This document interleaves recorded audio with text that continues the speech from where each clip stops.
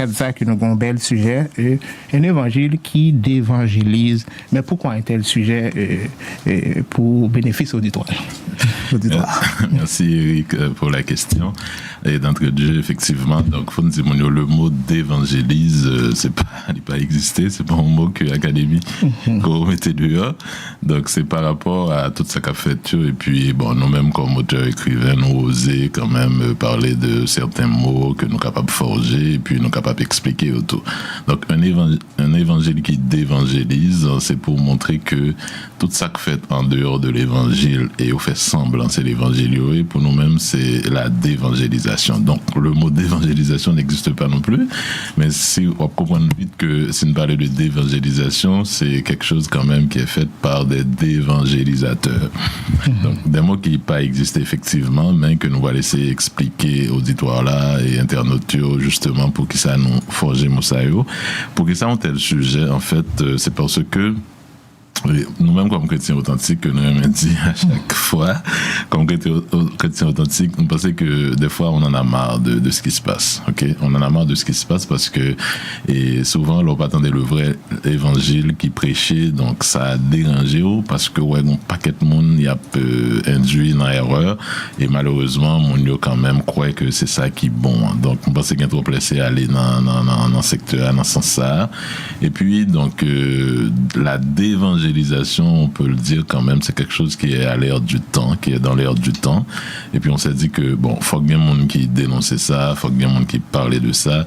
Donc nous pensons qu'on a une émission de ce genre capable de contribuer quand même à quelque chose, puisque GITM-Dev là vraiment pour faire ça et pour l'ouvrir Gémonio, donc pour aider nous osons même dans GITM-Dev parler des bagailles que un peu le monde va jamais même parler. Donc c'est un gros risque, mais c'est quand même un risque qui vaut la peine de. Mais c'est voulu, c'est bien réfléchi. C'est un risque, comme on dit. Il faut dire que l'intervention nationale, il est vraiment concerné moins. Okay. Il est vraiment concerné, donc pas là pour nous critiquer une assemblée directement ou bien un groupe de monde, du tout pas, parce que ça nous va dire nous joignons plusieurs côtés, nous joignons dans plusieurs groupes, nous avons joindre quelques monde même dans plusieurs assemblées, même si les deux c'est pas des évangélisateurs, parce qu'il y a des suiveurs quand même partout, et surtout avec les réseaux sociaux. Donc moi pris engagement vraiment pour me dire que ça les concerner et c'est ça. Donc nous pas cibler une religion spécifique, mais quand même gagner plusieurs monde dans toute religion qui croient dans ce genre de courant ça. Bon, c'est très bien, et puis merci pour en fait justification, mais c'est bien, mais écoute, mais en fait faut qu'il y ait monde qui peut parler, justement des bagailles qui en fait qui aspirent nous, Alors pourquoi un tel sujet au Bourdil, et puis comme vous faites démarcation, c'est pas ciblé une équipe d'église ou bien une équipe de monde, une équipe de personnes, mais on l'a juste pour selon à travers recherche et puis pour faire moun yo comprendre mieux qui ça l'évangile. Est-ce qu'on est capable dans ce sens-là, par contre dans mot pas c'est un faux évangile, un évangile qui dévangélise. Est-ce qu'on est capable faire référence avec un faux évangile puisqu'il n'est pas vrai? S'il dévangélisait, qu'il est capable d'un faux évangile peut-être, non? Justement, c'est juste un constat, un constat, et puis nous cumuler ou bien nous compiler certaines réalités que nous avons essayé de partager à Soya. Oui. Certainement, s'il y d'évangéliser, c'est comme il fait le contraire de ce que le vrai évangile aurait dû faire. Ok, il fait le contraire de ça, il de faire, il a parlé du vrai évangile. Donc, non, façon ou non l'autre, consciemment ou inconsciemment, directement ou indirectement, il y a des gens qui arrivent d'évangéliser dans ce sens-là parce que aujourd'hui, ils pratiquent un faux évangile. Ils vont l'associer avec la foi qui n'est pas la vraie foi, etc. Donc, on apprend ça un petit peu plus tard. Maintenant, quid de l'évangile? C'est j'ai envie de dire. On dit le vrai évangile. Oui, le vrai évangile. Bon. Ok, le vrai évangile, pour question, c'est. Bon, si on regarde étymologiquement, donc qui sortit dans évangélium latin, qui est même dérivé du grec et angélion, donc E-U-A-N-G et accent aigu L-I-O-N. Donc l'évangile, ça signifie bonne nouvelle. Autrement dit, la bonne nouvelle. Et si nous voulons amplifier elle-même, nous sommes capables de dire la bonne nouvelle par excellence. Donc c'est ça l'évangile, en fait le vrai évangile. Donc c'est l'évangile qui annonce le salut au monde en Jésus-Christ. Donc ça c'est le vrai évangile. Et puis les évangiles, en fait, en général, c'est des écrits qui parlaient de la vie, de l'enseignement, de la doctrine même de Jésus-Christ. L'Agneau doit dire, pour être précis, de Jésus-Christ de Nazareth, ou bien de Jésus-Christ le Galiléen. On s'est tout capable de parler de Jésus-Christ, fils de Joseph. En fait, c'est même Jésus-Christ. L'un dit Jésus-Christ ou bien Jésus le Messie.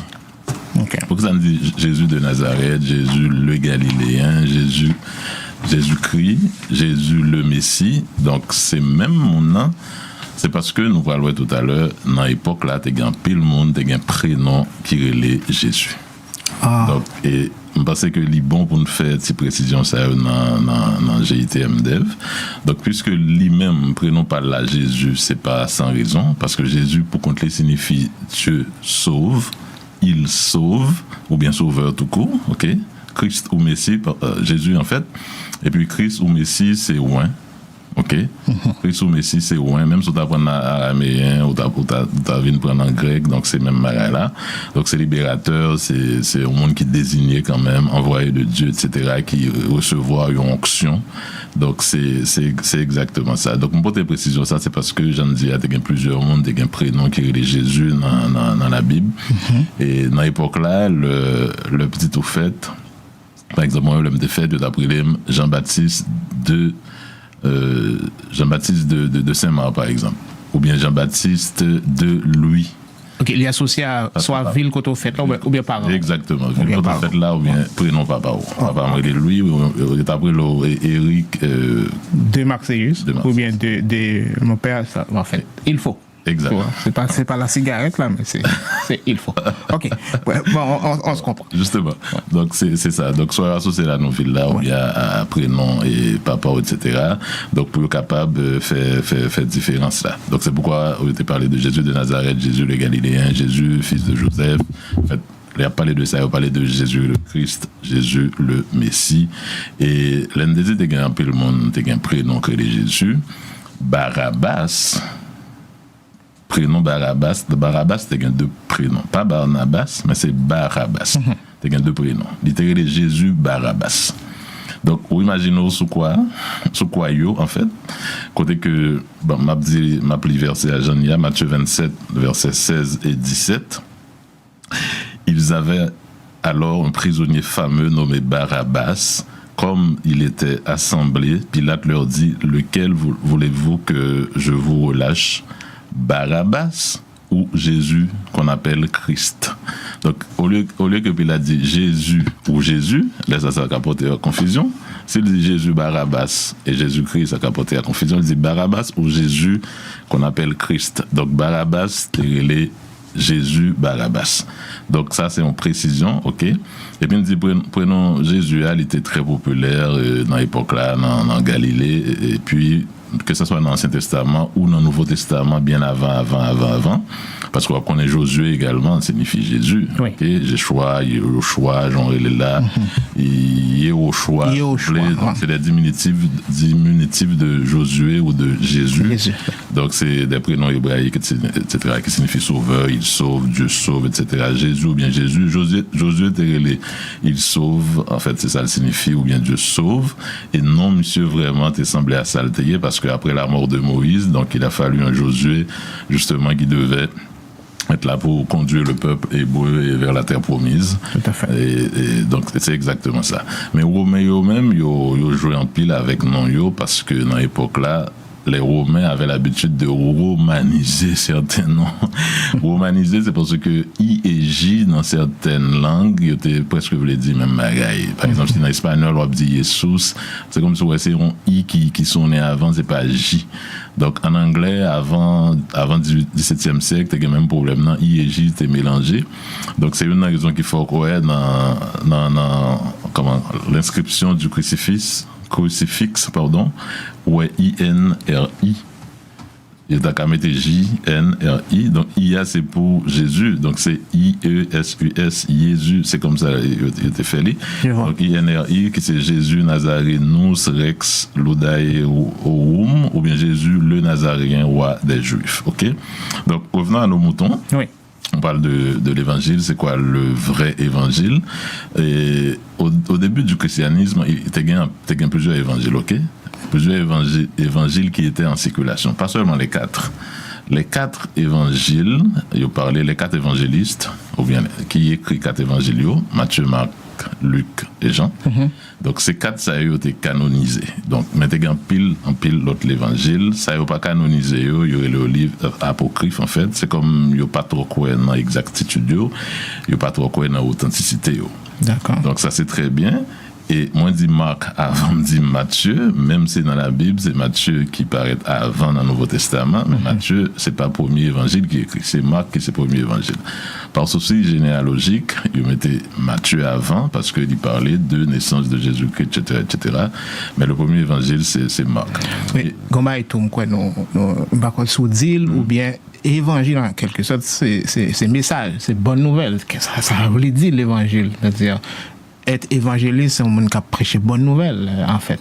Évangile tout court, définition, là, c'est-à-dire, qui ça veut dire, les termes évangile, c'est bonne nouvelle, ou message, en fait. C'est un monde qui a prêché un message, un monde qui a baillé une bonne nouvelle. Exactement. Voilà. Donc, c'est un monde qui a une bonne nouvelle, et le nouvelle là pas bon, justement, c'est là nous joignons d'évangéliser. Voilà. Okay. Alors, donc, très bien, très bien. L'évangile est répété environ 78 fois dans la Bible, oui. Juste pour annoncer le salut éternel pour le monde qui croit dans bon Dieu à travers petit lit Jésus-Christ et qui repentit de péché. Donc, l'évangile, comme on dit ça, Jean dit là, il est annoncé, ou prêcher, ou annoncer, ou proclamer. Donc c'est ça le vrai évangile, l'évangile de Jésus-Christ. Cool. Et avec le temps, nous parlons et les caractéristiques de ce qui n'est pas vrai. On vient du faux évangile. Bon. Alors,